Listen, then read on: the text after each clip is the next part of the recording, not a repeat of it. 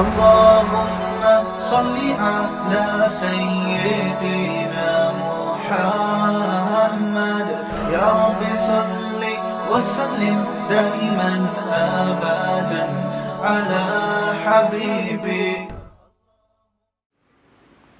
اللہ فرماتے جب ان کو جہنم کی آگ میں ڈالا جائے گا تو جہنم کے جو رکھوالے ہیں وہ پوچھیں گے کیا تمہارے پاس اس جہنم کی آگ سے ڈرانے والا کوئی نہیں آیا؟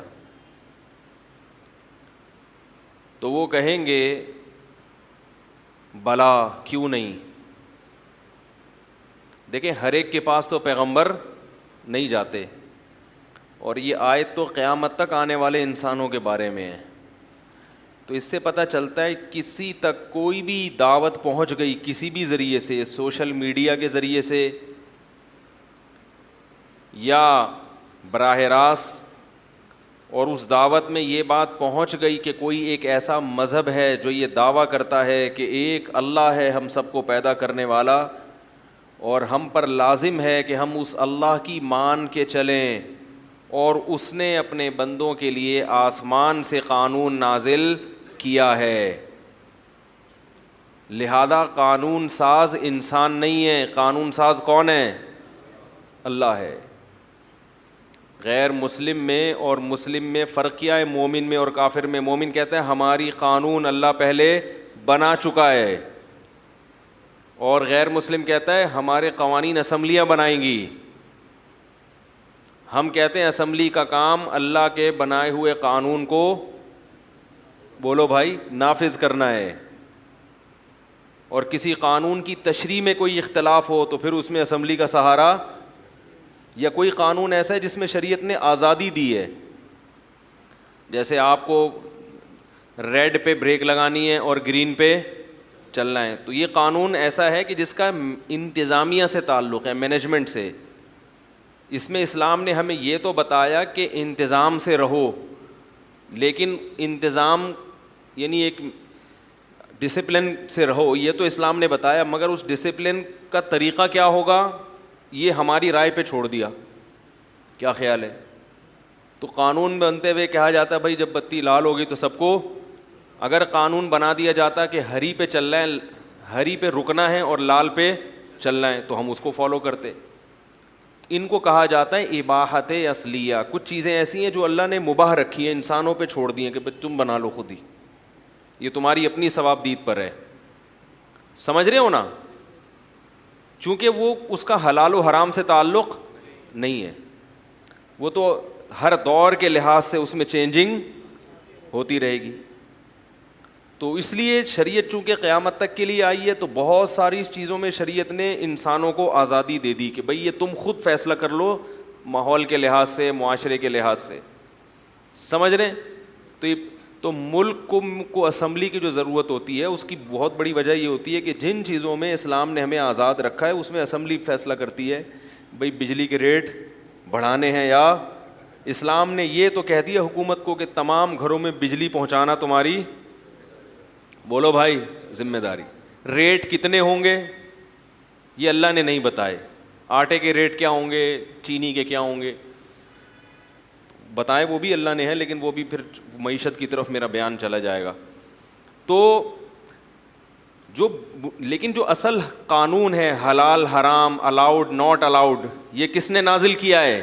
اللہ نے. اس میں ہمیں رائے کے دخل کی ضرورت نہیں ہے، جبکہ غیر مسلم اس میں بھی قانون کو فالو کرتا ہے. ان کے ملک میں قانون ہوگا الاؤ تو بس الاؤ ہے، وہ یہ نہیں دیکھتے کہ اللہ کے ہاں الاؤ ہے یا نہیں ہے. تو قرآن کہتا ہے کہ اہل جہنم کہیں گے کہ ہمارے پاس کوئی ڈرانے والا آیا تھا، یقیناً آیا تھا. جبکہ ہم دیکھتے ہیں کہ پیغمبر سب کے پاس نہیں جاتے. تو پتہ یہ چلا، اسی سے ملتی جلتی ایک اور آیت ہے قرآن میں. قرآن کہتا ہے کہ ہم اہل جہنم سے کہیں گے اولم نعمرکم ما یتذکر فیہ من تذکر وجاءکم النذیر، کیا ہم نے تمہیں اتنی عمر نہیں دی تھی کہ جس میں تم سمجھ جاتے اور تمہارے پاس ڈرانے والا بھی آیا. یعنی عقل سے فیصلہ کرا لیتے تو بھی درست نتیجے تک پہنچتے. اتنی ایج تمہیں ملی ہے جس میں تمہیں سوچنے کا موقع, کیونکہ بچپن میں موت واقع ہو جائے تو پھر وہ مکلف نہیں ہے, تو سمجھنے کا ہم نے تمہیں موقع بھی دیا اچھے اور برے کا, اور تمہارے پاس ڈرانے والا بھی آیا, حالانکہ ہر ایک کے پاس پیغمبر نہیں آتے. تو پتہ یہ چلا کہ اللہ کی دعوت کہ اس نے اپنے بندوں کے لیے آسمان سے کچھ نازل کیا ہے, یہ دعوت کسی بھی ذریعے سے کسی کے کان تک پہنچ گئی تو اللہ کی حجت اپنے بندوں پر تمام ہو گئی. حجت تمام ہونا سمجھتے ہیں بھائی؟ عدالت جب کسی کو گرفتاری کے وارنٹ بھیجتی ہے یا نوٹس بھیجتی ہے کہ آپ نے عدالت میں حاضر ہوں, آپ کے خلاف مقدمے کی سماعت ہو رہی ہے. بھائی وسیم بھائی نے کیس کیا سلیم کے خلاف, تو سلیم بھائی کے گھر عدالت جائے گی, دروازہ کھٹکھٹائے گی, میں جج صاحب ہوں, سلیم بھائی وسیم بھائی نے کہا ہے کہ آپ نے اتنے پیسے کھائے ہوئے, آ جائے عدالت میں, آپ کے خلاف کیس ہے. عدالت کیا بھیجتی ہے؟ نوٹس. عدالت کا ایک نمائندہ آئے گا, بیل بجائے گا, آپ کو نوٹس دے گا, اس پہ سگنیچر کریں کہ ریسیو ہو گیا ہے. بات آ رہی ہے سمجھ میں؟ سگنیچر کریں کہ ریسیو ہو گیا ہے. چونکہ یہ عدالت کے نمائندے 2 نمبر بھی ہوتے ہیں, تو بعض دفعہ یہ مکمکہ کر لیتے ہیں کہ اتنے پیسے دے دو, میں کہہ دوں گا کہ وہ ملک سے باہر ہیں, ایسا بھی ہوتا ہے. تو پھر وہ عدالت کیا کہتی ہے؟ بھائی نوٹس دیوار پہ چپکا دو اور اخبار میں اناؤنس بھی کر دو, کہیں نہ کہیں تو پڑھے گا نا اخبار میں, کوئی اس کا ریلیٹو پڑھے گا, یار تمہارا نام آج میں نے اخبار میں دیکھا, سلیم بھائی کا نام آیا ہوا تھا اخبار میں, تو فوراً کان کھڑے ہوتے ہیں, کیا لکھا تھا؟ لکھا تھا عدالت نے وارنٹ جاری کیے ہیں. تو یہ بھی نہیں ہوگا تو گیٹ کے قریب عدالت کیا لگا دیتی ہے؟ نوٹس. کیونکہ بھائی کبھی نہ کبھی گھر تو آؤ گے نا. اس کے بعد بھی اگر آپ عدالت میں حاضر نہیں ہوتے تو عدالت کیا کرتی ہے؟ آپ کے خلاف فیصلہ سنا دیتی ہے. پھر آپ عدالت میں آ کے یہ کہو کہ مجھے تو نوٹس کا پتہ ہی نہیں چلا, تو میرے خلاف فیصلہ کیوں سنایا؟ تو عدالت کہے گی کہ اولم نعمرکم ما یتذکر فیہ من تذکر وجاءکم النذیر, کیا تمہارے پاس میرا نوٹس نہیں پہنچا؟ گیٹ پہ بھی لگا دیا اور اخبار میں بھی اناؤنس کر دیا, اور خود بھی تم مجرم تھے, تمہیں پتا تھا کہ میرے خلاف عدالت میں کوئی جائے گا, تو اب تمہارا یہ عذر قابل قبول نہیں ہے. تو اسی طرح یاد رکھیں, اللہ نے فیس بک کے ذریعے بھی غیر مسلموں کے کان میں علماء کی دعوت پہنچائی. میں نے بتایا نا ایک سکھ نے اسلام قبول کیا, واٹس ایپ کے ذریعے اس تک اسلام کی دعوت پہنچی. رسول اللہ صلی اللہ علیہ وسلم کی احادیث واٹس ایپ کے ذریعے پہنچتی تھیں, تو اس کو متاثر ہوا کہ یار یہ کیا ہے, یہ کس کی تعلیمات ہیں. میں آپ کو عجیب بات بتاؤں, ایک آغا خانی نے, کئی سال پرانی بات ہے, اسلام قبول کیا, ایک دن فضائل اعمال کی تعلیم میں کہیں بٹھا دیا کسی نے, اس میں کچھ اخلاقیات کی باتیں تھیں, اخلاقیات کی, تو اس کو بڑی اچھی لگیں کہ یار یہ تو بڑے اچھے اخلاق کی ایک باتیں سکھائی جا رہی ہیں اس میں.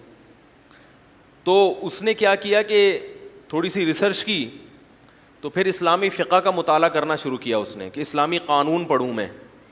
جب قانون پڑھا تو ظاہر ہے یہ جو ائمہ اربعہ ہیں, امام ابو حنیفہ, امام مالک, امام شافعی, امام احمد بن حنبل, انہی کا قانون مدون ہوا ہے نا, جو انہوں نے ریٹن فارم میں, تو یہی لوگ لے کر آئے ہیں اسلامی قانون کو.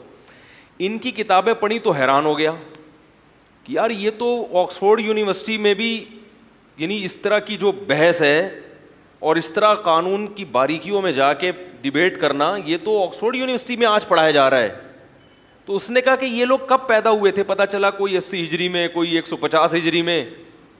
اس نے کہا یار یہ اس دور میں کسی باطل مذہب کے ماننے والے اتنا اچھا لا مرتب نہیں کر سکتے جب دنیا اندھیروں میں پڑی ہوئی تھی اور اسلام قبول کیا اس نے.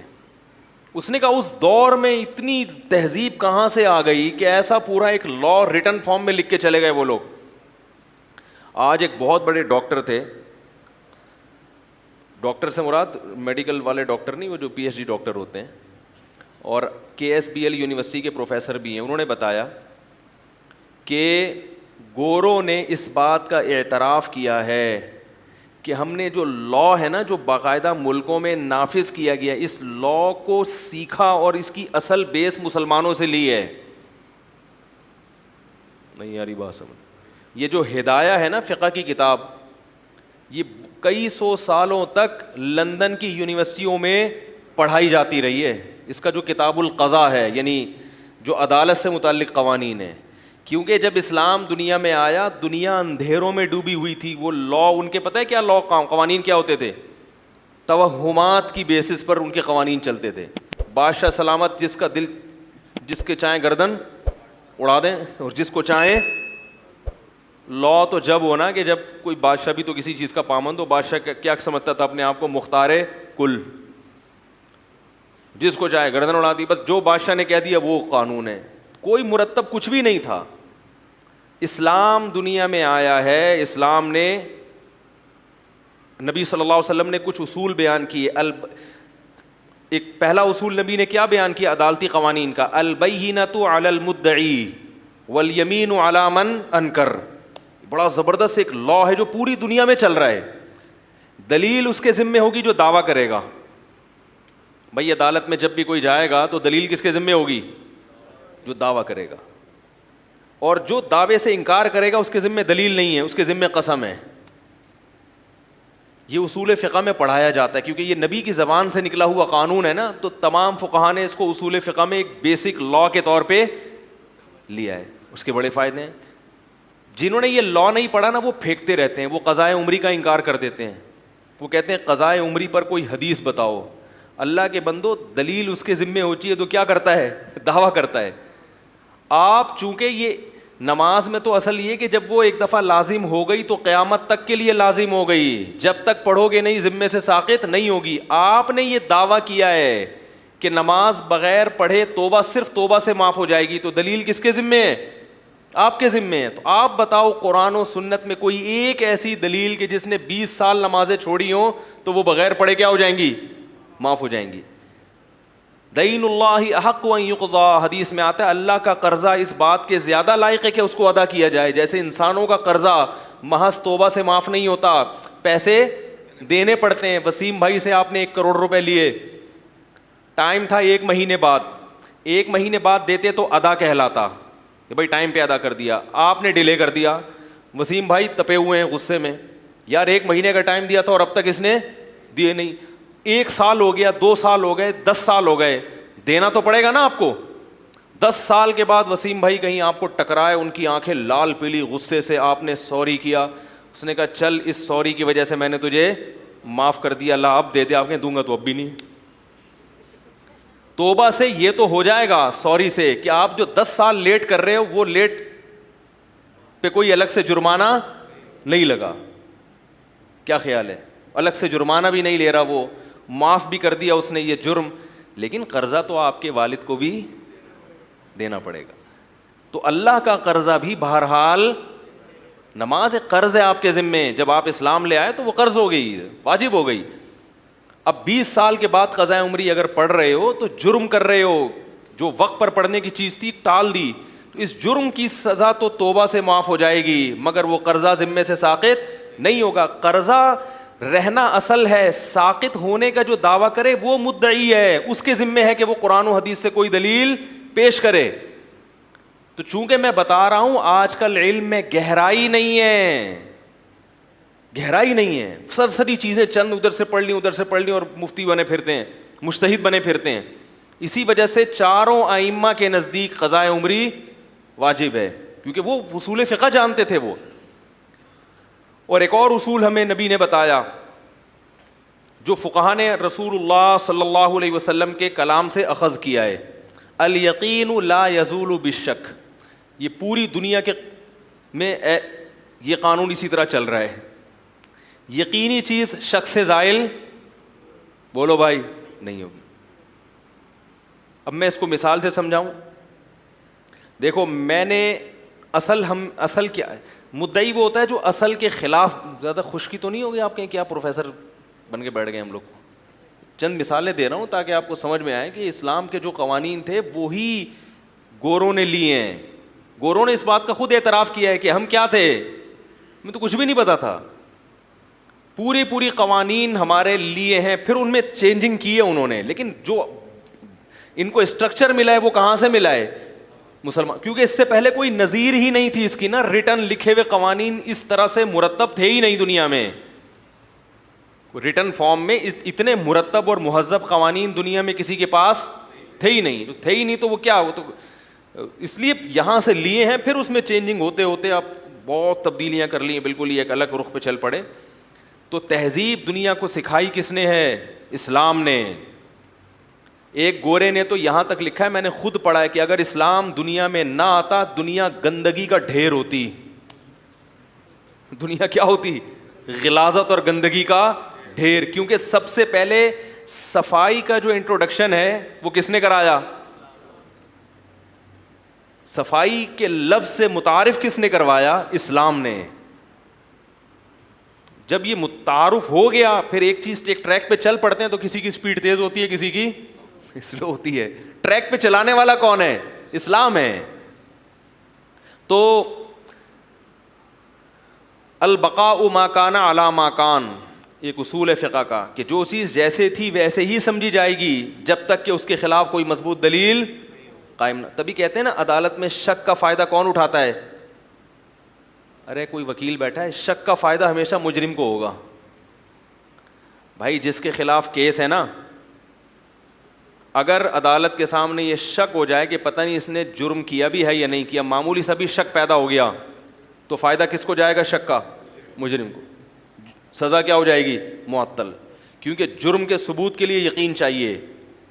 ذرا سا بھی شبہ ہوا تو کیا ہو گیا؟ یہ کیوں ہے؟ الیقین لا یزول بالشک, یقین شک سے زائل نہیں ہوتا. کیونکہ اصل ہر آدمی میں یہ ہے کہ مجرم نہیں ہے, یہ یقینی چیز ہے. جرم کے لیے یقین ہونا ضروری ہے. زنا کے لیے اسلام نے 4 گواہ رکھے ہیں. کیوں؟ اصل ہر شخص میں یہ کہ وہ زنا نہیں کرتا. تو جب تک اتنا پکا ڈھکا ثبوت نہیں ہوگا, اسلام اس کو قبول نہیں کرے گا. 2 گواہ رکھے. دوسرے جرائم کی نہیں, جرم کی نوعیت زیادہ تھی تو اس کے لیے قانون بھی کیا بنا دیا؟ سخت بنا دیا. تو یہ پورا قضا کا جو باب ہے, پورے جو ہماری عدالتی قوانین ہیں, یہ جو دنیا میں رائج ہیں, بیسک اس کی سب نے مسلمانوں سے لیے ہیں. تو خیر, میں اس آغا خانی کے بتا رہا تھا, کئی سال پہلے اس نے اسلام قبول کیا. اس نے کہا یار یہ جو لا ہے, یہ جو لکھا گیا اور اتنے ڈیبیٹ اس میں ذہین, اور ان لوگوں کے دلائل, مثال کے طور پر میں ایک دلیل دیتا ہوں آپ کو, اس سے پتہ چلے گا فقہا کی مینٹل اپروچ کیا تھی. فقہا میں ایک مسئلے میں اختلاف ہوا ہے. آج ہی ایک خاتون آئیں, وہ خود اسلام قبول کر لیا مگر شوہر آغا خانی ہے. تو ایسا ہوا ہے کئی دفعہ اسلامی تاریخ میں, بیوی نے اسلام قبول کیا مگر شوہر نے, بولو بھائی, نہیں کیا. اب اس مسئلے میں اختلاف ہوا فقہا کا کہ بیوی جیسے ہی اسلام قبول کرے گی کیا نکاح ٹوٹ جائے گا؟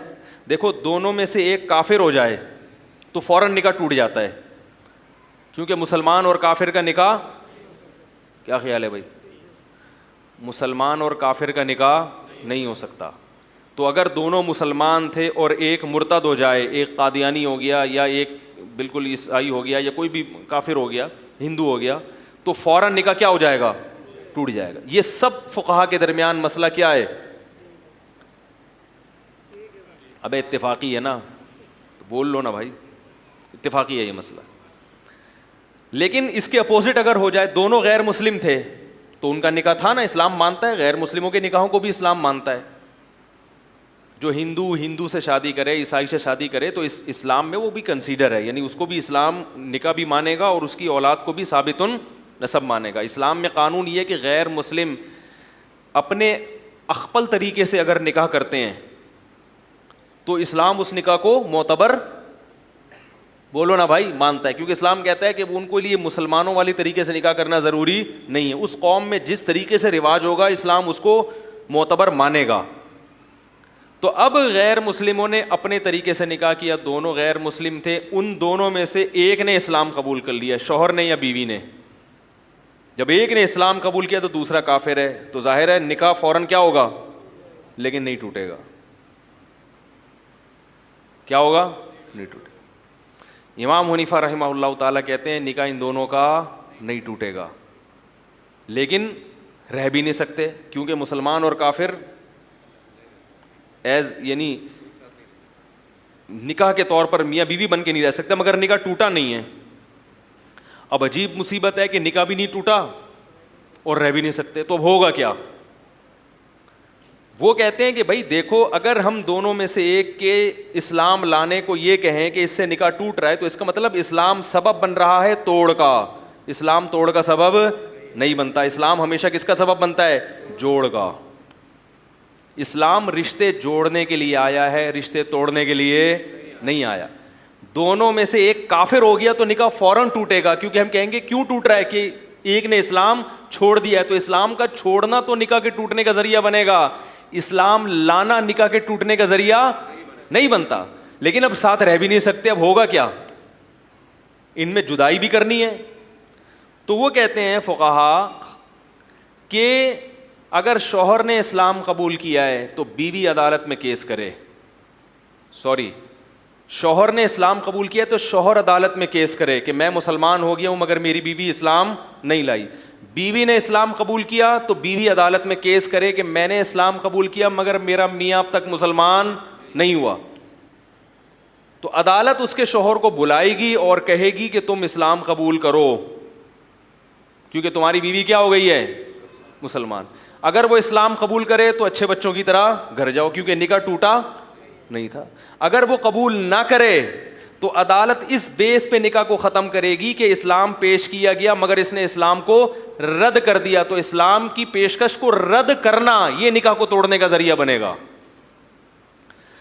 بہت مشکل ہے یار، رینجرز کا کیس ہے یہ، فوج بلوانی پڑے گی سمجھانے کے لیے.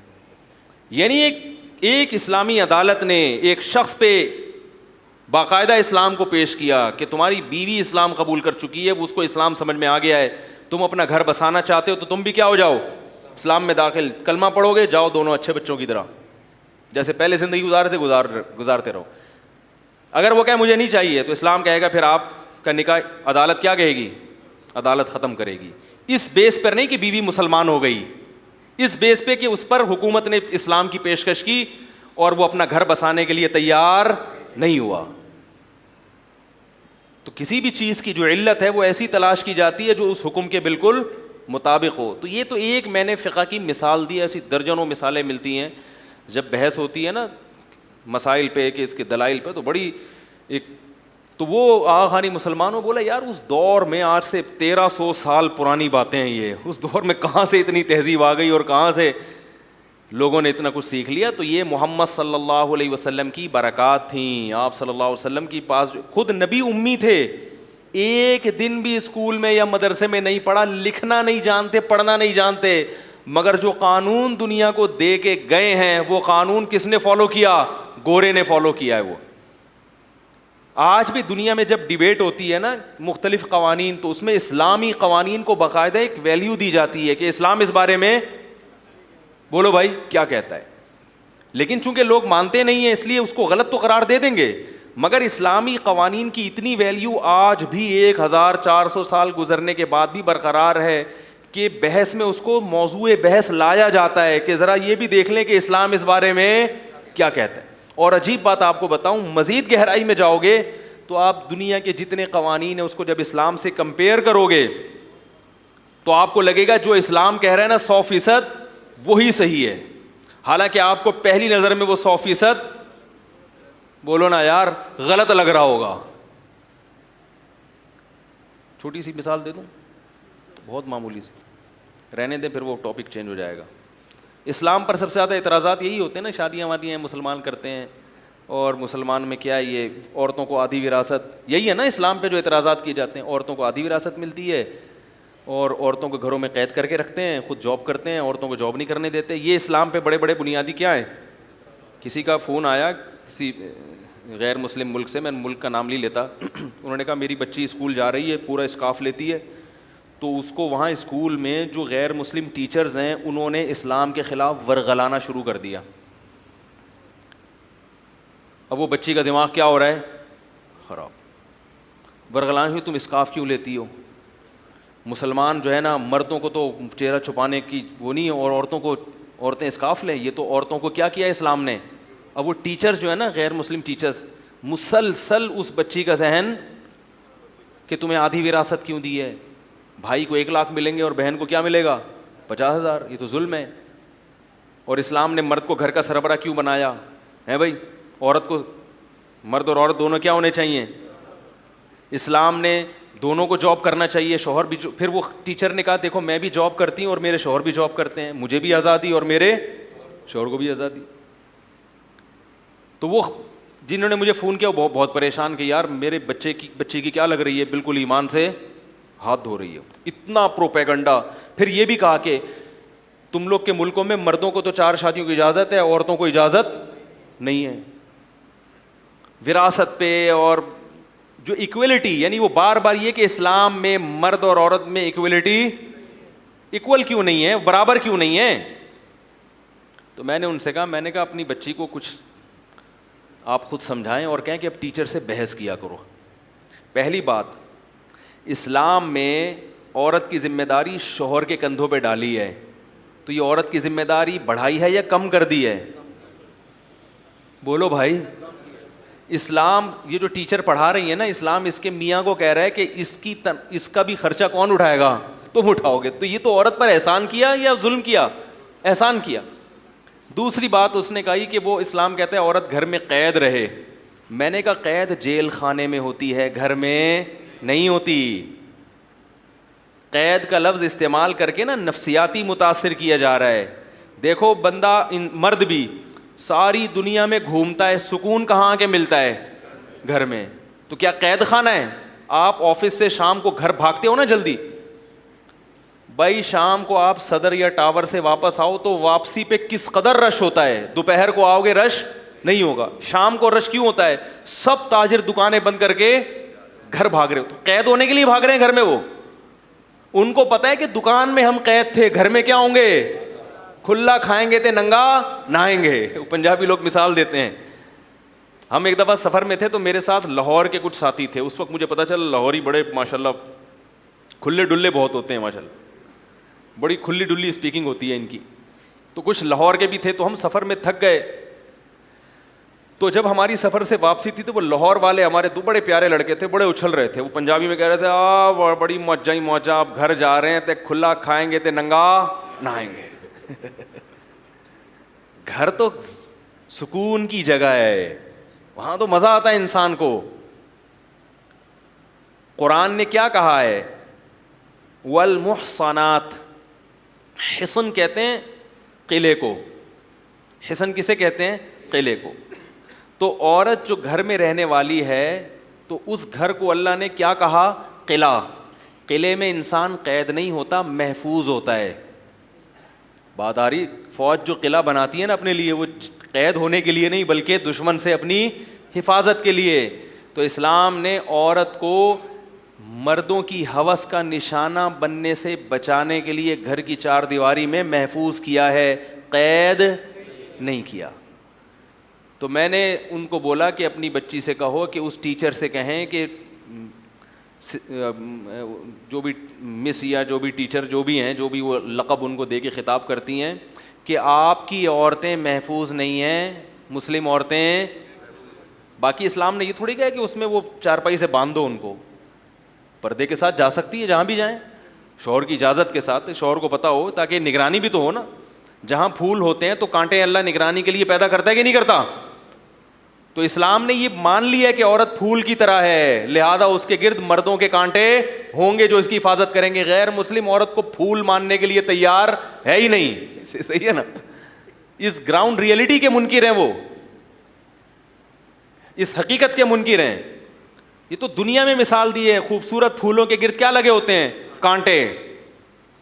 کریلے میں کانٹے, کریلے کی بیل میں کانٹے ہوتے ہیں کہ ایک کریلے کی حفاظت کے لیے 10 کانٹے. کریلا خود اتنا کڑوا ہوتا ہے کہ وہ اس کی خود ہی حفاظت ہو رہی ہوتی. مرد کی حفاظت کے لیے کانٹوں کی ضرورت نہیں ہے, لیکن عورت کو اللہ نے پھول کی طرح بنایا تو اس کی حفاظت کے لیے مردوں کا پہرا لگا دیا. غیر اس کا باپ, اس کا بھائی, اس کا شوہر, اس کا بیٹا, اس کا بھتیجا, اس کا چچا.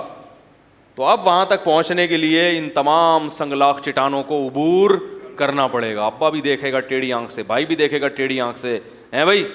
ہمارے لیے تو حلال طریقے سے یعنی رشتہ لے کے جا کے گھر سے لے کر آنا بڑا مشکل کام ہے, اور ان کے ہاں حرام اتنا سستا ہو گیا, اتنا سستا کہ اتنی عزتیں لٹتی ہیں ان ملکوں میں عورتوں کی. جو ریپ ہوتا ہے, جو جبری زنا ہے, اس کے کیسز اتنے زیادہ ہیں, ان کا میڈیا ان کیسز کو ہائی لائٹ نہیں کرتا. ہمارے ایک رشتے دار نے کسی غیر مسلم ملک کے بارے میں اپنی آنکھوں سے دیکھا, کہہ رہے ہیں میں نے ایک بچی دیکھی بالکل ینگ 15 سال کی, بہت خوبصورت, لیکن ذہنی توازن خراب تھا, ایکسٹرا آرڈینری وہ خوبصورت تھی. کہہ رہے ہیں وجہ کیا تھی, اس کے ساتھ خوبصورتی کی وجہ سے جبری زنا 15 سال کی عمر میں اتنی بار ہو چکا تھا کہ وہ ذہنی توازن کھو بیٹھی. ہمارے یہاں کوئی اگر اتنی زیادہ خوبصورت ہوگی تو اتنے ہی اونچے خاندان میں جائے گی. کیا خیال ہے بھائی, اس کے رشتے پھر کہاں سے آئیں گے, بڑے بڑے گھرانوں سے. تو وہ عزت کے ساتھ رخصت ہو کے, میں نے دیکھا ہے کہ بڑی غریب لڑکیاں, لیکن حسن و جمال بہت زیادہ تھا, تو گئی بہت اونچے خاندانوں میں, وہ عزت ملی ان کو, صالح اولاد ملی, پورا محبت ملی ان کو. تو رنگ رلیوں پہ زمانے کی نہ جانا اے دل, یہ خزاں ہے جو باندازے بہار آئی ہے. یہ صرف باتیں ہیں, حقائق نہیں ہیں. تو میں نے کہا ان سے کہو, اپنی ٹیچر سے کہیں کہ اسلام نے عورت کو جو کہا ہے نا کہ جاب حرام نہیں کی اسلام نے, لیکن عورت کو کہا ہے کہ تمہاری ذمہ داری کون اٹھائے گا, شوہر اٹھائے گا. اور یہ جو وراثت آدھی دی ہے, میں نے کہا وراثت آدھی دی مگر ذمہ داری. بھائی دیکھو, ایک آدمی کا انتقال ہوا, 70 بھائی ہیں, بیٹا اور ایک ان کی بہن ہے, 3 لاکھ روپے فار ایگزامپل چھوڑے, یا 3 کروڑ روپے چھوڑے اس نے. 2 کروڑ کس کو ملے, بھائی کو, اور 1 کروڑ کس کو ملا, بہن کا. جب بھائی کی شادی ہوئی تو شادی پہ خرچہ کس کا ہے, 2 کروڑ میں سے اس نے اپنی شادی پہ بھی خرچ کیا, مہر بھی دیا, گھر ارینج کیا دلہن کے لیے. کیا خیال ہے, دلہن کے لیے گھر بھی ارینج کیا, پھر گیس بجلی کا بل بھی, پھر سارا جہیز بھی اپنے خرچے پہ ڈالا, پھر بیوی کا سارا نان نفقہ اور اولاد کا سارا خرچہ کس کے ذمے ہے, اس 2 کروڑ والے کے ذمے. تو اس کے 2 کروڑ کی ایسی کی تیسی ہو گئی. اور اس کی جو بہن جب جس گھر میں گئی ہے تو اس کے پاس 1 کروڑ کیا 1 ارب بھی ہوں, 1 ارب روپے بھی ہوں, تو بھی اس کا سارا خرچہ کس کے کندھے پہ ہے, شوہر کے. اس کے ہونے والے بچوں کا خرچہ کس کے کندھے پہ ہے, شوہر کے ذمے. عورت کتنی ہی مالدار ہو, اپنے بچوں کا خرچہ بھی عورت پر لازم نہیں ہے. یورپ میں عورت سے بھی خرچہ لیا جاتا ہے بچے کے لیے, اسلام میں بچے کے لیے خرچہ عورت سے نہیں لیا جاتا, بچے کی ساری ذمہ داری مرد پہ. اس کے 1 کروڑ قیامت تک بچے رہیں گے. کیا خیال ہے, اور اس کے 2 کروڑ کی واٹ لگ جائے گی تھوڑے دنوں میں. تو اگر اللہ ہم سے پوچھتا, آپ لوگوں سے پوچھتا, ہم کہتے ہیں اللہ ہمیں, اس کو تو 1 کروڑ بھی تو زیادہ دے رہا ہے, اگر عقل سے سوچا جائے. اور یہ بھی اسلام نے اس وقت دیا 1 کروڑ اس کو جب پوری دنیا میں عورت کو وراثت میں 1 دھیلا بھی کوئی دینے کے لیے تیار نہیں تھا, اور خواتین کے حقوق کی کوئی عدالتیں بھی نہیں تھیں کہ نبی محمد صلی اللہ علیہ وسلم اگر عورت کو وراثت میں حق نہ دیتے, دنیا میں کوئی بھی نبی کے خلاف آواز نہیں اٹھاتا. خود خواتین بھی آواز نہیں اٹھاتی کیونکہ وہ اس کلچر سے مانوس تھی کہ وراثت میں عورت کا حصہ نہیں ہوتا. عرب عورت کو حصہ نہیں دیتے تھے. ایک امی جس کو نہ لکھنا آتا ہو نہ پڑھنا آتا ہو, ایسے قانون بتا کر دنیا کو چلا گیا کہ جب بھی باپ مرے گا بیٹی کو کتنا ملے گا, اس میں سے آدھا حصہ بیٹی کو ملے گا. عرب تو عورت کو 1 دھیلا نہیں دیتے تھے. بہنوں کا بتا دیا, اگر بیٹیاں نہیں ہیں تو میت کی بہن کو ملے گا.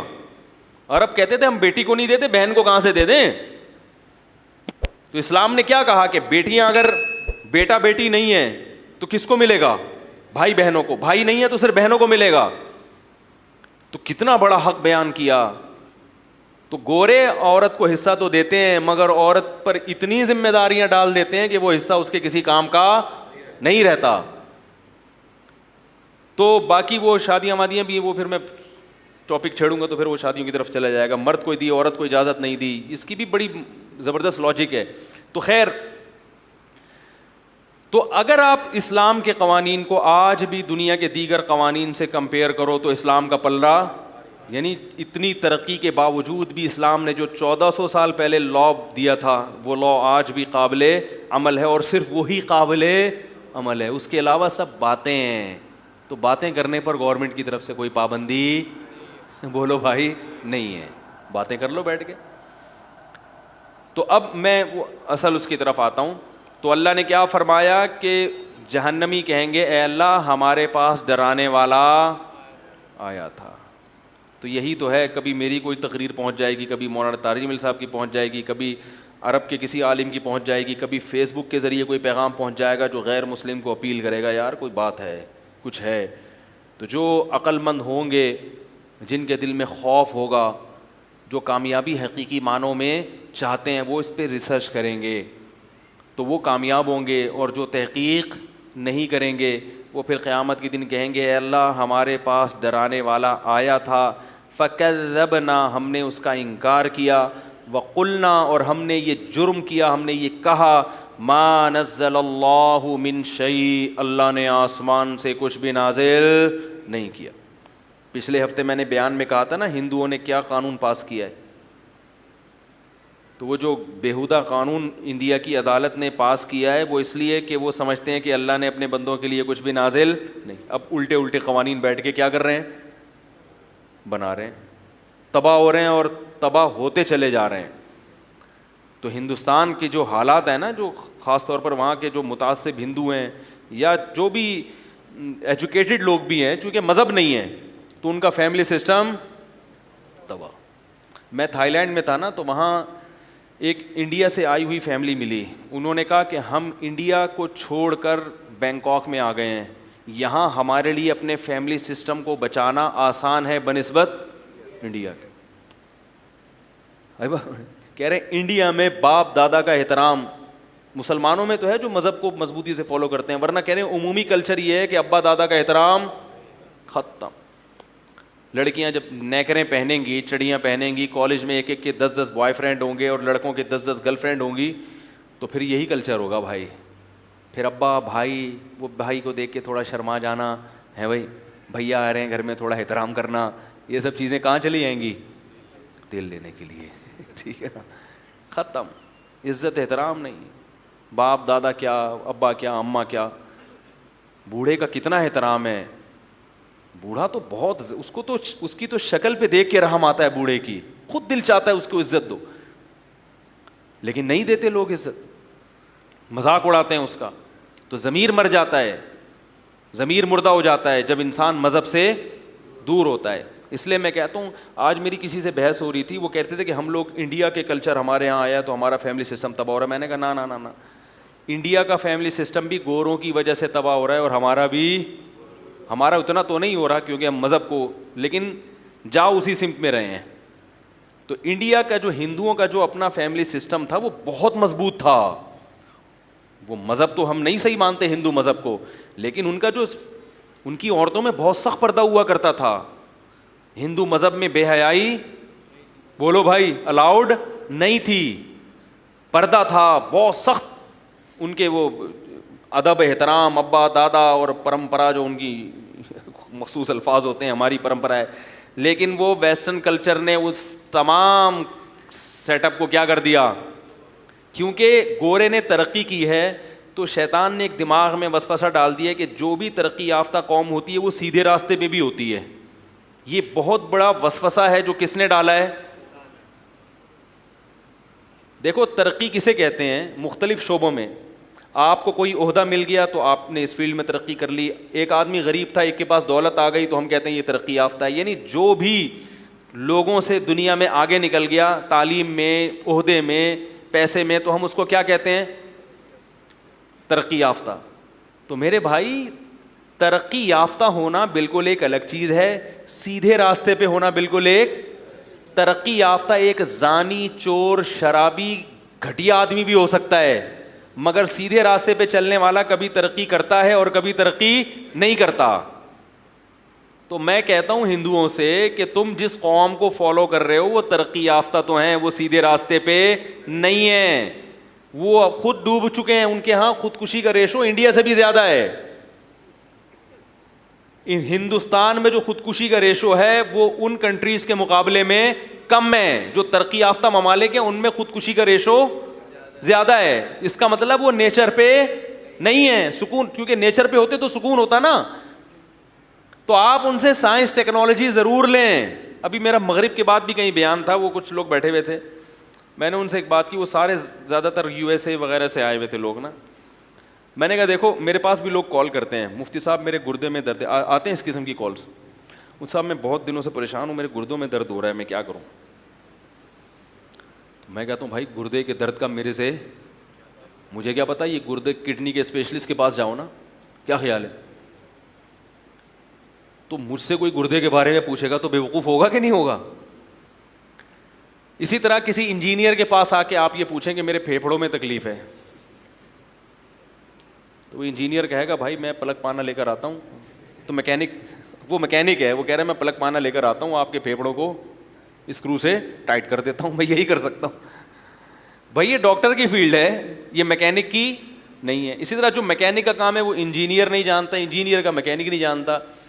ہم یہ سمجھتے ہیں کہ جس کو اللہ نے ایک فن دے دیا تو اس کو اللہ نے سارے فنون دے دیے. بھائی گورا سائنس اور ٹیکنالوجی کے میدان میں آگے بڑھا ہے, تو سائنس اور ٹیکنالوجی کا علم گورے کے پاس ہے, سیدھے راستے کا علم گورے کے پاس نہیں ہے, وہ ہمارے پاس ہے. وہ ہمارے پاس کہاں سے آیا؟ اس لیے کہ پیغمبروں پر ہی ہم ایمان لے کر آئے ہیں. سیدھے راستے کا علم کس کے پاس ہوتا ہے؟ پیغمبروں پر. پیغمبروں کے پاس سائنس ٹیکنالوجی کا علم نہیں ہوتا. ایک بادشاہ نے رسول اللہ صلی اللہ علیہ وسلم کی خدمت میں ایک حکیم بھیجا تھا, طبیب, صحابہ کا علاج کرانے کے لیے. تو آپ نے یہ نہیں فرمایا کہ طب میں تم سے زیادہ جانتا ہوں, ہمیں حکیم کی ضرورت نہیں. آپ نے فرمایا ٹھیک ہے, ہدیہ قبول کیا. اگر وہ بادشاہ کہتا کہ میں آپ کے پاس ایک شخص کو بھیج رہا ہوں جو سیدھا راستہ بتائے گا, تو اللہ کے نبی کہتے سیدھا راستہ تو میں لے کر آیا ہوں. تو اس بادشاہ کو سیدھا راستہ نبی نے دکھایا, مگر حکیم کس نے بھیجا؟ بادشاہ نے. ایک اور مثال دیتا ہوں, حدیث میں آتا ہے نہا رسول اللہ صلی اللہ علیہ وسلم عن الغیلہ. غیلہ کہتے ہیں عربوں میں عادت تھی کہ جب ایک بچے کی ولادت ہوتی تھی نا, تو وہ کہتے تھے فوراً حمل اگر ٹھہر جائے گا تو پہلے بچے کا دودھ خراب ہو جائے گا, لہذا وہ وقفہ کرتے تھے کہ کچھ عرصے وقفہ ہو تاکہ پہلا بچہ 2 سال دودھ مکمل کرے پھر پریگنینسی ہو, کیونکہ بچے کا دودھ مکمل نہیں ہوگا تو بچہ کیا ہو جائے گا؟ کمزور. تو آپ صلی اللہ علیہ وسلم نے صحابہ کو اس کا حکم دیا کہ ایسا کرو, لیکن پھر آپ نے اس حکم سے رجوع کیا. آپ نے فرمایا اہل فارس, حالانکہ وہ آگ کی پوجا کرتے تھے, فرمایا نبی نے کہ اہل فارس اپنے بچوں کے درمیان ایسے وقفہ نہیں کرتے, اس کے باوجود بھی ان کے بچے کیا ہوتے ہیں؟ صحت مند ہوتے ہیں. تو نبی یہ والی چیز کس سے لے رہے ہیں؟ پرشین سے, جو آگ کی پوجا کرتے تھے, جن کا ہدایت سے دور دور کے بھی کوئی تعلق نہیں تھا. تو کیا مطلب؟ گویا نبی نے بتا دیا کہ اس فیلڈ میں وہ ہم سے, دنیا کے لحاظ سے وہ ہم سے, عرب تو ترقی کو جانتے ہی نہیں تھے نا, تو دنیا کے لحاظ سے تو وہ بڑی طاقتور حکومتیں ہیں, انہوں نے اس فیلڈ میں ہم سے ترقی زیادہ کی ہے. جب ان کے بچوں کو نقصان نہیں ہو رہا تو ہمارے بچوں کو بھی نقصان نہیں ہوگا. اور پھر آج میں نے بھی چائلڈ اسپیشلسٹ سے پوچھا, وہ کہتے ہیں ماں کا دودھ بچے کے لیے 6 مہینے ضروری ہے, 6 مہینے کے بعد ماں کے دودھ کی ویلیو اتنی زیادہ, پھر روٹی کی ویلیو. اس لیے میں کہتا ہوں بچوں کو 6 مہینے کے بعد روٹی کا ٹکڑا پکڑا دیا کرو, بولا بیٹا روٹی پہ آ جا ڈائریکٹ, کیونکہ بچہ پھر بھی اگر دودھ پیتا ہے نا تو پیٹ بھر جاتا ہے, پھر وہ روٹی نہیں کھاتا, بھوک ختم ہو جاتی ہے. جب روٹی نہیں کھائے گا تو بڑا نہیں ہوگا. چائلڈ اسپیشلسٹ نے مجھے یہ بھی بتایا, اس نے کہا دیکھو مولوی صاحب آپ اگر روزانہ 2-2 کلو دودھ پی لو تو کیا طاقت آئے گی جسم میں؟ روٹی کھانا چھوڑ دو اگر. میں نے کہا نہیں بھائی وہ تو مرنے لگیں گے. تو اس نے کہا روٹی میں اللہ نے کیا رکھی ہے؟ دودھ ایک ایکسٹرا چیز ہے. کھانچا وانچا اگر کہیں میدے کا خالی رہ گیا ہے, جو روٹی وہاں تک پہنچ نہیں سکی, تو کھانچے بھرنے کے لیے کیا کیا جاتا ہے آخر میں؟ دودھ پی لو. دودھ اصل نہیں ہے. یہ جو جانوروں کو جو چارہ کھلایا جاتا ہے نا, ایک وقت تک بچے کو, جانور کے بچے کو دودھ پہ فوراً دانے پہ لے آتے ہیں. تو میں نے مویشی والوں سے پوچھا, وہ کہہ رہے ہیں اگر بچے کو, بکری کے بچے کو دانہ نہ کھلائیں تو وہ موٹا تازہ نہیں ہوتا. تو مائیں بھی بچوں کو دودھ پلا کے نا, نقصان یہ ہوتا ہے کہ وہ روٹی نہیں کھاتے. ہاں روٹی پہلے کھلاؤ پھر دودھ پلاؤ اس کو, پہلے پیٹ بھر کے روٹی کھانا سیکھے وہ, پھر ایکسٹرا میں دودھ بھی ضرور, بہت فائدہ مند چیز ہے. تو رسول اللہ صلی اللہ علیہ وسلم نے یہ علم کہاں سے لیا؟ اہل فارس سے. تو پتہ یہ چلا کہ ہدایت کس کے پاس ہے؟ محمد صلی اللہ علیہ وسلم کے پاس. ہاں وہ جو حکیم بھیجا نا بادشاہ نے کہ صحابہ کرام بیمار ہوں گے تو یہ علاج کرے گا, تو آپ نے قبول کیا وہ حکیم کا تحفہ, مگر وہ حکیم سارا دن بیٹھ کے مکھیاں مارتا رہتا تھا, اس کے پاس کوئی مریض ہے بھائی نہیں. تو لوگوں نے پھر اس نے وہ حیران ہوا کہ یہ مسئلہ کیا ہے, کوئی بیماری نہیں ہوتا ان میں. پھر اس نے تجزیہ کیا تو انہوں نے کہا یہ لوگ جب تک شدید بھوک نہ لگے کھاتے نہیں ہیں, جب تک شدید بھوک نہ لگے کھانا کھاتے نہیں ہیں, اور جب تھوڑی سی بھوک رہ جاتی ہے تو چھوڑ دیتے ہیں, پیٹ بھر کے. تو یہ ایک ایسا نسخہ ہے کہ اس کی وجہ سے بیماریاں دور ہو جاتی ہیں. آج کل جو بیماریاں ہیں نا پھوڑنے کی وجہ سے ہیں, کھانے سے انسان بیمار نہیں ہوتا, بیمار ہوتا ہے بولو بھائی پھوڑنے سے. ہم لوگ کھاتے نہیں ہیں, ہم کیا کرتے ہیں پھوڑتے ہیں. ہمارا بس نہ چلے پلیٹ بھی کھا جائیں, وہ تو چونکہ اسٹیل کی کانچ کی ہوتی ہے وہ پیٹ میں اتر نہیں سکتی, ورنہ بچے کھا جائیں لوگ ایسے کھایا جاتا ہے, تو اس لیے بیمار ہوتے ہیں, اٹھتے ہی نہیں. جب تک بالکل اب ڈر ہوتا ہے نا پھٹ جائیں گے دھماکے تو پھر ہاتھ روکتے ہیں. تو یہ بڑا نسخہ ہے کہ جب تک شدید بھوک نہ لگے کھاؤ نہیں, اور پیٹ بھر کے نہ کھاؤ. جب بھوک تھوڑی سی, میں زیادہ نہیں بہت تھوڑی سی, ابھی ایک دو نوالے اور کھانے کا دل چاہ رہا ہے تو بس ایک دو نوالے چھوڑ دو, تو وہ اگلے وقت میں تو جلدی ہضم بھی ہو جائے گا, بھوک بھی زیادہ لگے گی. خیر, تو رسول اللہ صلی اللہ علیہ وسلم نے سائنس کا علم کہاں سے, یہ جو ایک چھوٹی سی سائنس تھی یہ کہاں سے لیا؟ اہل فارس سے. تو میرے بھائی اگر وہ اہل فارس کہتے چونکہ آپ نے یہ چیز ہم سے لی ہے کہ بھائی یہ بچوں میں وقفہ کتنا ہونا چاہیے نہیں ہونا چاہیے, یہ چونکہ آپ نے ہم سے سیکھا ہے لہذا اب ہم آپ کو بتائیں گے کہ نکاح کا کیا طریقہ ہے بھائی, اور تجارت کیسے کرنی ہے, نماز کیسے پڑھنی ہے, پڑھنی بھی ہے کہ نہیں پڑھنی ہے, اور عدالتی مدینہ کی ریاست کے لیے جو لاء مرتب ہوگا وہ کون لکھے گا؟ ہم لکھیں گے. تو آپ صلی اللہ علیہ وسلم قبول کر لیتے؟ آپ کہتے مجھے اللہ نے سیدھے راستے کو بتانے کے لیے دنیا میں بھیجا ہے. سیدھا راستہ صرف کس کے پاس ہے؟ محمد صلی اللہ علیہ وسلم کے پاس, دنیا میں کسی کے پاس نہیں ہے. محمد صلی اللہ علیہ وسلم نے فرمایا لو کان موسیٰ حیا لما وسعہ الا اتباعی. آج اگر موسیٰ بھی زندہ ہوں اور دنیا میں آ جائیں تو جب تک میری شریعت کو فالو نہیں کریں گے وہ بھی کامیاب نہیں ہو سکتے. تبھی تو نبی کا درجہ سب سے زیادہ ہے تمام پیغمبروں میں, کہ اب کوئی بھی پیغمبر اگر زندہ ہو کے آ جائے اس دنیا میں دوبارہ تو بھی وہ حضرت عیسیٰ جب قرب قیامت میں آئیں گے تو کس کی شریعت کو فالو کریں گے؟ محمد صلی اللہ علیہ وسلم کی.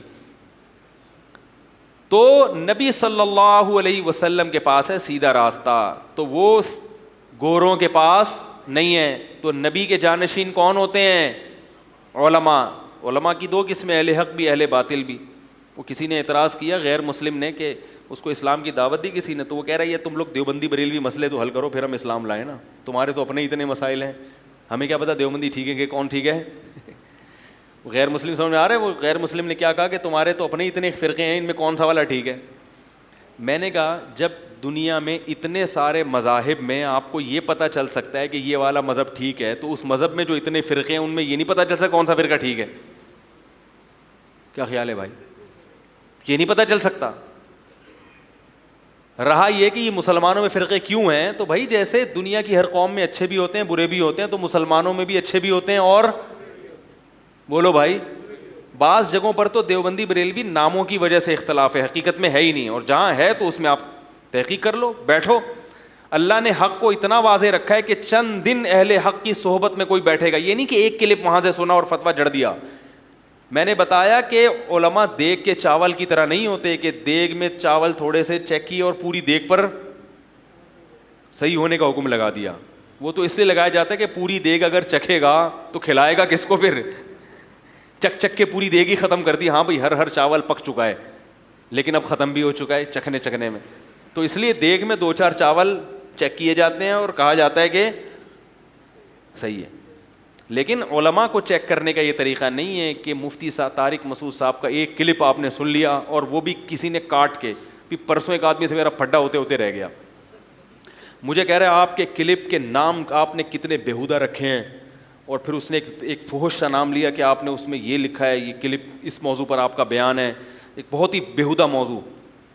میں نے کہا وہ آپ نے وہ بیان سنا بھی ہے؟ کہہ رہے نہیں سنا نہیں ہے. میں نے کہا سن کے دیکھو اس میں اس موضوع کی بات ہے ہی نہیں. کہہ رہے پھر نام ایسا کیوں رکھا؟ میں نے کہا میں نے نہیں رکھا, یوٹیوب کے چینل والے پیسے کمانے کے لیے ایسے یعنی اٹریکٹیو نام رکھتے ہیں کہ پبلک اس نام کو دیکھ کے فوراً کیا کرے, کلک کرے, چاہے وہ ٹاپک ہو یا نہ ہو. جب ایک دفعہ وہ کلک کرتے ہیں تو ان کو بیان میں مزہ آنے لگتا ہے, پھر وہ ٹاپک نہیں بھی ہوتا تو پورا سن لیتے ہیں. میں نے کہا یہ میں نہیں کر رہا, یہ کون کر رہا ہے؟ تو اتنی بدگمانی, ایک آدمی پر فتویٰ بھی لگا دیا, حالانکہ سب کو پتا ہے کہ یہ یوٹیوب کے چینل تو یہ کرتے ہیں یہ کام, فحش تصویریں بھی لگا دیتے ہیں. ایک نے کہا آپ ہٹاتے کیوں نہیں؟ میں نے کہا کس کے پاس جائیں بھائی, کس کو جا کے بتائیں تو ہٹا بھائی تو یہ لگا نام چینج کر. تو وہ کچھ چیزیں تو کنٹرول میں آ جاتی ہیں. اگر کنٹرول تو سب کو کر سکتے ہیں, لیکن پھر سارا دن اس کے علاوہ کوئی کام ہوگا ہی نہیں. تو آپ یہ کیوں نہیں فرض کر لیتے بھائی مولوی صاحب ایک ممبر پہ بیٹھا ہوا ہے, وہ ایسی باتیں وہ نہیں کرے گا, آپ سن کے تو دیکھو پوری بات. ایک آدمی نے کہا مفتی صاحب نے بہت بڑی پھینکی ہے. میں نے کہا کیا کہہ رہے ہیں؟ انہوں نے کہا میرے والد روزانہ قرآن ختم کرتے تھے. کہ ان کے والد نے جاب بھی کی ہے بھائی, ان کے والد صاحب نے فیملی بھی تھی ان کی, اس کے بعد روزانہ ایک قرآن ختم, یہ کیسے ہو سکے؟ تو بہت بڑے پھینکو ہیں. ارے پورا بیان سنو, اس میں نے کب کہا کہ ہمیشہ, میں نے کہا 1 مہینہ ان کا یہ معمول رہا ہے جہاز پہ, بحری جہاز پہ فارغ ہوتے تھے شپ پہ, تو پھر وہ روزانہ اس 1 مہینے میں ڈیلی ایک قرآن ختم کرتے. 1 مہینے کی بات کی ہے, وہ پورا سنا نہیں, آدھا سنا اور فتویٰ کس پہ لگا دیا, یہ بہت بڑے کیا ہیں, روزانہ پوری زندگی ایک قرآن ختم. تو دیکھ کے چاول کی طرح نا آج علماء کو ٹیسٹ کیا جاتا ہے. وہ یا رسول اللہ والا کلپ سن لیا, ٹھیک ہے, یہ فرقواریت کے بریلویوں کو اس نے کافر بولا ہے. پھر وہ والا کلپ سن لیا, اس میں کہا بھائی یزید کو تو اس نے رحمۃ اللہ علیہ بولا. میں نے رحمۃ اللہ علیہ بولا نہیں یزید کو آج تک, نہ میں یزید کو دودھ سے دھلا ہوا سمجھتا ہوں, میں یزید کے مخالف ہوں. کئی دفعہ بیان میں کہہ چکا ہوں کہ ہمارے نزدیک حضرت علی برحق تھے اور حضرت معاویہ غلطی پر تھے, مگر ہم کہتے ہیں حضرت معاویہ کی اتنی نیکیاں بھی ہیں, لہذا صحابی رسول پر طنز کرنے کی آپ کو اجازت نہیں ہے. زبانیں اپنی ان سے کیا رکھو, بند رکھو, کیونکہ تاریخ میں بہت گڑبڑیں بھی کی ہیں. تو اتنی بڑی اقرار کر لیا کہ بھئی حضرت معاویہ غلطی پر تھے, ہم یہ مان لیا, لیکن اس غلطی کی وجہ سے کیا قیامت میں ان کو سزا ملے گی؟ ہم ان کو فاسق فاجر کہیں گے معاذ اللہ؟ یہ جرت ہم بولو بھائی نہیں کر سکتے. آپ کا باپ اگر غلطی کرے تو آپ ابا کا گریبان پکڑو گے, برا بلا کہو گے اس کو, بولو گے بھائی میرا ابا ہے, مجھے بہرحال کیا کرنا ہے, احترام کرنا ہے. آپ بولو بھائی میرے ابا نے پھڈا کیا ہے کس سے, میرے چاچا نے پھڈا کیا کس سے, ابا سے. تو ابا اگرچہ قابل احترام ہے مگر چاچا بھی کون ہے, وہ بھی تو ابا کے بھائی ہیں. تو آپ بولو گے بڑوں کا مسئلہ ہے, بڑے ہی آپس میں بیٹھ کے حل کریں گے. ابھی ایک فتنے کا میں بیان تھوڑا سا کسی نے مجھے سنایا, اس نے کہا کہ حضرت علی رضی اللہ تعالی عنہ سے محبت کا تقاضا ہے کہ حضرت علی سے جس نے لڑائی کی اس سے بغض بھی رکھا جائے, ورنہ حضرت علی سے محبت کا دعویٰ قبول نہیں ہوگا. میں نے کہا ٹھیک ہے, پھر حضرت ابو بکر سے محبت کا دعوی کا تقاضا یہ ہے کہ حضرت ابو بکر نے جس کو گورنر بنایا اور محبت کی, حضرت عمر نے جس کو گورنر بنایا اور محبت کی, اس سے بھی دشمنی نہ رکھی جائے. حضرت معاویہ کو حضرت ابو بکر نے بھی گورنر بنایا, حضرت عمر نے بھی, اور بہت اعتماد کیا ان کے اوپر. تو اگر حضرت معاویہ سے دشمنی رکھو گے تو یہ دشمنی ابو بکر سے دشمنی سمجھی جائے گی کہ نہیں سمجھی جائے گی؟ تو بھائی دلائل تو دونوں طرف ہیں, لیکن پھر بھی ہم یہ کہتے ہیں کہ حضرت معاویہ اصولی لحاظ سے کس پر تھے, غلطی, مگر یہ غلطی اجتہادی تھی. حکومت کی لالچ میں وہ اس غلط کو صحیح سمجھ رہے تھے. انسان پر دلائل بعض دفعہ کیا ہو جاتے ہیں, مشتبہ. لیکن بہرحال یہ ٹاپک ایسا ہے, اس کو جتنا چھیڑو گے تو یہ چھڑتا چلا جائے گا, پھر ایک کلپ آئے گا, پھر اس کا جواب. تو یہ تو میں نے صرف ایک سمجھانے کے لیے کہ ایک بیان سنتے ہیں, میں یزید کو رحمۃ اللہ علیہ نہیں کہتا, یزید کے دور میں حضرت حسین کا قتل ہوا ہے تو ہم حضرت حسین کے ساتھ ہیں, ہم یزید کے ساتھ نہیں ہیں. لیکن لوگ کہتے ہیں نا نا نا نا, اس نے یہ کیوں کہہ دیا کہ یزید قتل میں براہ راست شریک نہیں تھا, یہ کیوں کہہ دیا؟ تو اس کا مطلب پھر آپ پرچہ لکھ کے دیا کرو مجھے, بیان جو لکھ کے دو گے پھر میں وہی کہوں گا. تو بھائی ہماری بھی ایک اپنی تحقیق ہے, اپنی ایک رائے ہے, اور یہ تاریخی چیز ہے. تاریخی چیز میں اگر کسی کی رائے یہ ہو دوسرے کی رائے ہو تو اس میں کیا حرج ہے؟ اگر کسی کی رائے یہ کہ نہیں اس نے براہ راست قتل میں شریک تھا تو اس کی رائے ہوگی. تو دیکھ کے چاول کی طرح 2-4 کلپ چیک کیے اور کیا جڑ دیا فتویٰ, یہ بھی غلط, وہ بھی غلط, فلاں غلط.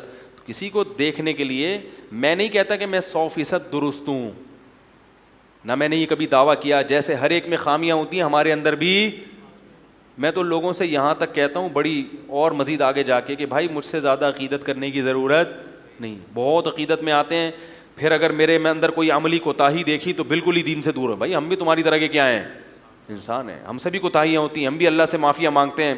ہمیں تو اس پر اللہ کا شکر ہے, اپنے ایمان پر جو اللہ نے ٹوٹا پھوٹا ایمان دیا, فخر ہے کہ ہمارا کوئی رب ہے. غیر مسلم کے پاس رب نہیں ہے.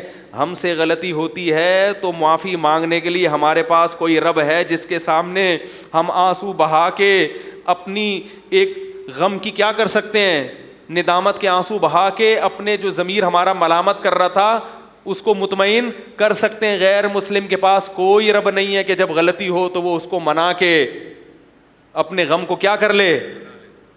میرے پاس لڑکوں کی کالز آتی ہیں, گناہ ہو گیا, میں کہتا ہوں جاؤ, اللہ ہے, زندہ ہے, اس کے سامنے آنسو بہا کے توبہ کرو, آج وہ گناہ معاف کرنے کے لیے تیار ہے. کتنی بڑی مسلمان کو اللہ نے سہولت دی ہے. غیر مسلم کے پاس کوئی رب, بولو بھائی, نہیں ہے جس کے سامنے وہ رو کے کہے کہ میری اس جرم کو معاف کر دو. آپ صلی اللہ علیہ وسلم نے فرمایا مسلمان سے جب غلطی ہوتی ہے وہ اللہ کے پاس آتا ہے, ہاتھ اٹھا کے کہتا ہے اللہ مجھ سے یہ جرم ہو گیا, معاف کر دے, آئندہ نہیں کروں گا, عزم بھی کرے. توبہ میں یہ کہ آئندہ نہ کرنے کا عزم بھی کرے. تو اللہ فرشتوں سے فخر سے کہتے ہیں دیکھو یہ میرے پاس آیا, کیونکہ اس کو پتہ ہے کہ اس کا کوئی رب ہے کہ جو گناہ پر سزا دینے کی قدرت بھی رکھتا ہے اور گناہ کو معاف کرنے کی قدرت بھی رکھتا ہے. یہ چاہتا تو نہ بھی آتا, کوئی میں گن پوائنٹ سے لے کے تھوڑی آ رہا ہوں اس کو اور نہ عذاب دے رہا ہوں. ابھی کتنے گناہ گار ہیں, ساری زندگی گناہ کرتے ہیں مگر کوئی عذاب نہیں آتا.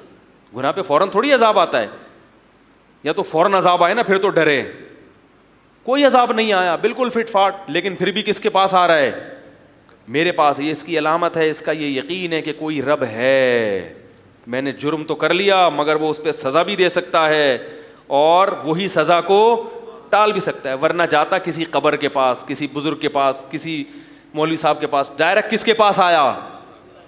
عیسائیوں سے جب جرم ہوتا ہے تو کس کے پاس جاتے ہیں, پادری کے پاس. مسلمان سے جرم ہوتا ہے کس کے پاس آتا ہے, اللہ کے پاس. کل ایک لڑکے نے فون کیا مجھے کہ مجھ سے یہ گناہ ہو گیا. میں نے کہا مجھے نہ بتاؤ اپنے گناہوں کو, جس کی نافرمانی کی ہے اس کا دروازہ کھٹکھٹاؤ.